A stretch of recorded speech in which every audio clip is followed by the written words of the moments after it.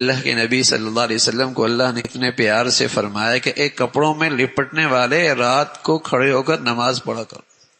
قم اللیل الا قلیلا.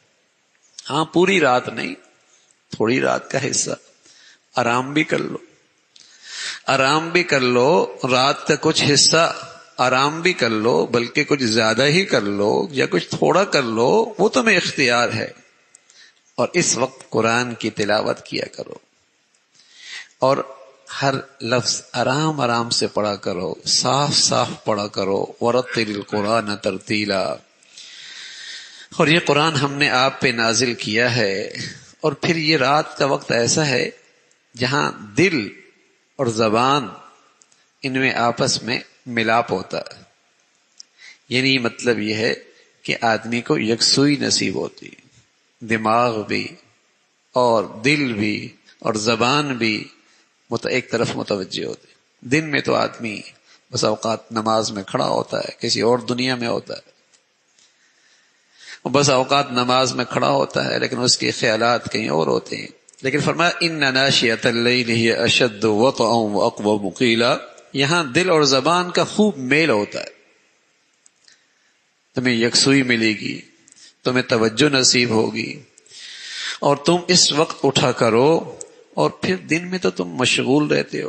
اللہ کے نبی صلی اللہ علیہ وسلم پر دنیاوی مشغولیت بھی بہت ہوتی تھی اور دینی مشغولیت بھی بہت ہوتی تھی. لوگ اپنے فیصلے کرواتے، اپنے مشورے کرنے کے لیے اپنے معاملات لے کے آتے تھے جو ظاہری طور پہ دنیاوی امور ہوتے، اور پھر دینی دعوت، دینی خدمات، دینی کام. آپ تو بہت مشغول ہوتے ہیں دن بھر میں. یہ سویرے سویرے اٹھ کر اپنے اندر توانائی پیدا کر لو. اللہ کے نیک بندوں کا تو یہی معمول رہا ہے ہمیشہ کہ وہ رات کی اس گھڑی میں اللہ سے لیتے ہیں اور دن میں پھر اللہ کے مخلوق میں وہ خزانہ تقسیم کرتے ہیں. اللہ سے لیتے ہیں، مخلوق میں تقسیم کرتے ہیں. تو یہ خلوتوں اور تنہائیوں کی عبادت کی برکت سے دن میں پھر ان کی جو دینی خدمات، دینی دعوت، دینی کام ہوتے ہیں اس میں تاثیر پیدا ہوتی، اس میں برکت پیدا ہوتی، اس میں توانائی آتی ہے. اور پھر اگر آدمی کے اپنے اندر توانائی نہ ہو، کنویں سے پانی نکالتے رہے نیچے کیا آئے گا؟ پھر مٹی آنے لگ جائے گی، مٹی آنے لگ جائے گی. تو اسی طرح جب تک خود اپنی روحانیت کی غذا نہ ہو اور صرف بولتا ہی رہے بولتا ہی رہے بولتا ہی رہے بولتا ہی رہے تو صرف الفاظ رہ جاتے ہیں، اس کی تاثیر ختم ہو جاتی ہے. تو اللہ کے نبی صلی اللہ علیہ وسلم اس امت کے سب سے بڑے داعی اور اس امت کے دین کے سب سے بڑے اللہ کے دین کی خدمت کرنے والے. تو آپ کی یہ خلوتیں، تنہائیاں اللہ سے مانگنے میں گزرتی تھیں. انفرادی عبادت، انفرادی معمولات میں گزرتی تھی. انفرادی عبادت جتنی بڑھیا ہوگی اتنے اجتماعی کام میں برکت ہوگی. مولانا الیاس رحمۃ اللہ علیہ فرمایا کرتے تھے تم اپنی ذات پہ 5 من محنت کرو اور مخلوق پر 1 چٹانک محنت کرو.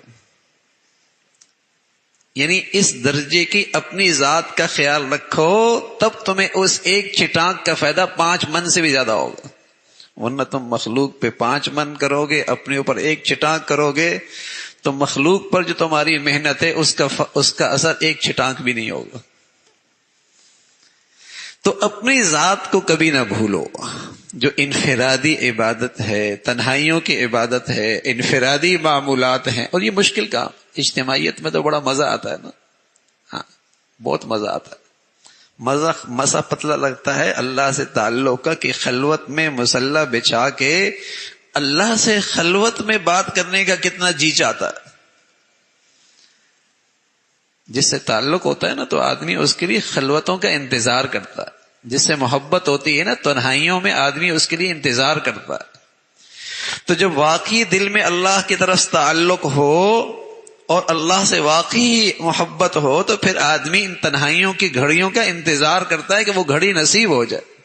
اللہ تعالی ہمیں بھی ایسی کیفیت نصیب فرما دے کہ تنہائیوں میں اللہ سے جی لگے عبادت میں، تنہائیوں میں اللہ کو یاد کرنے کا جی لگنے لگ جائے، تنہائیوں میں اللہ کے سامنے قیام، رکوع، سجدوں کی توفیق مل جائے،